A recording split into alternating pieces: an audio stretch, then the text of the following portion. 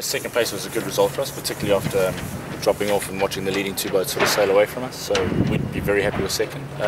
We do feel we lost out on a bit of boat-on-boat action in terms of comparing yourself directly to another competitor that's literally within sight of you. But in saying that, what we've done is we've gone through all of the weather analysis and compared ourselves in certain stints of the race where we were in the same sort of breeze as the other boats, and we feel we're very quick. So we're in a good positive frame of mind. And saying that, some of the other boats, for example, one of the other teams hasn't even arrived here, and the other boats have suffered a lot of damage. So we're in a very happy place at the moment. We're feeling very confident.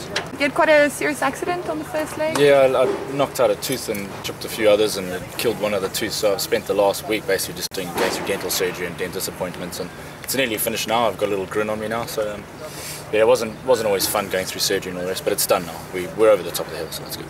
It's obviously not what you would want to be dealing with when you here and you want to take a rest and focus your mind on the next leg. Exactly. How's that affected? I mean, the last week would have been busy anyway, seeing friends and family and all sorts. I mean, obviously being from South Africa, but just to throw that into the mix, it's just been a really busy week for me. So it hasn't been an ideal resting period, but I managed to just sit around and literally do absolutely nothing yesterday, which was perfect. You've given up quite a lot to be in this line of work. You don't live at home. You're traveling a lot. It's probably not great for personal relationships and things like that. No. Why do you do it? And I mean, it's obviously very tough as well. It's extremely tough. Why do you do it? Yeah, well, for me, I love the competition. Sailing as such, and its ability to be a professional sportsman. I mean, this is what I do for a living. My whole life revolves around sailing at the moment. Like you said, I left South Africa 7 years ago, and I haven't really looked back. I've never come back yet to live again. And since then, I've lived in Spain, France for a couple of years. Well, France for 2 stints of 8 months, Spain for 8 months. Lived in New Zealand, Australia, and you just end up traveling so much, and it's just now becomes my way of life where I live literally out of a suitcase and can't really accumulate too many things. But it's basically just so I can go sailing, and I've just made that commitment and that decision that that's what I want to do. And obviously you have to make sacrifices, and personal life is one of them, but that's what it is, I'm afraid. I was wondering about your relationships with the other guys on the boat. I mean, they're obviously from all over the place as well, but I suppose you all, so to speak, in the same boat because you're all living away from home. Well, that's exactly it. Excuse the pun, you're all in the same boat, so everyone goes through the same thing. It's not like you're special at all. But a lot of the guys, well, I'm being the only South African on board, I do get a bit of flack for that. They do pick up on the accent quite a lot.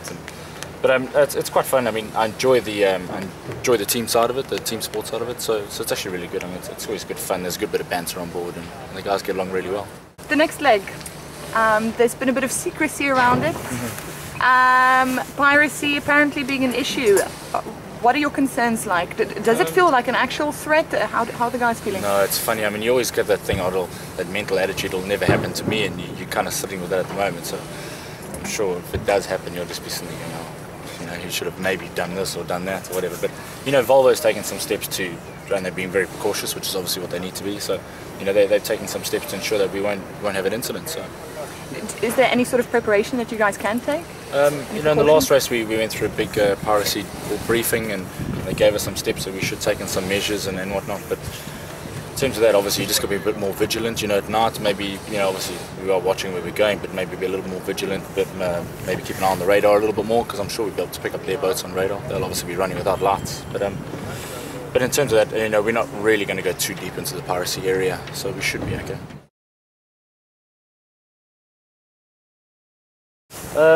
It's difficult to describe, because some people look at it as if like, oh my god, I'd never be able to do that. But when you're out there racing, you're doing what you love, you kind of put that stuff aside. So in terms of living on board, you run through like 4 hours, and 4 hours where you're on deck racing, and then 4 hours when you're off and you're supposed to be sleeping in that period. But in terms of your off period, you've got to get downstairs, you've got to eat some food, you've got to get changed, and then you've got to sort of run through the boat and make sure that all your areas are okay, because all of us are responsible for certain areres. So by the time you get into bed, you've probably only got 2 hours before you have to be back up on deck. So you don't exactly get that full 4 hours off to sleep. So in a day you probably end up getting like 6-7 hours of sleep if you're lucky. But it's all broken up. It's not one continuous sleep pattern. So getting into that rhythm is really difficult. The sailing itself can be very challenging. There's some really rough weather that you go through. So at some periods you're getting bumped around a lot. And obviously, I had an accident on this leg. It was an incident on another boat where somebody had to have stitches. In the previous race I also had accidents on board where I had to actually get taken off the boat.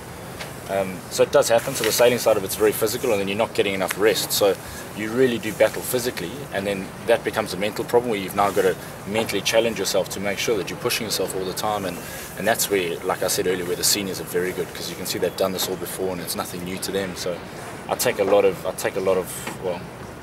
I look up to them in that regard, and as well as that, you know, it's a team sport. So that's where it comes into it, where you've just got to push yourself hard enough to know that you're not letting your teammates down. So like life on board can be damn right miserable at times, but then you have a good day the next day and you forget about the bad day. So it's good. It's a hard job, but we love it. So hope you're not getting too comfortable on dry land. I'm enjoying the food actually.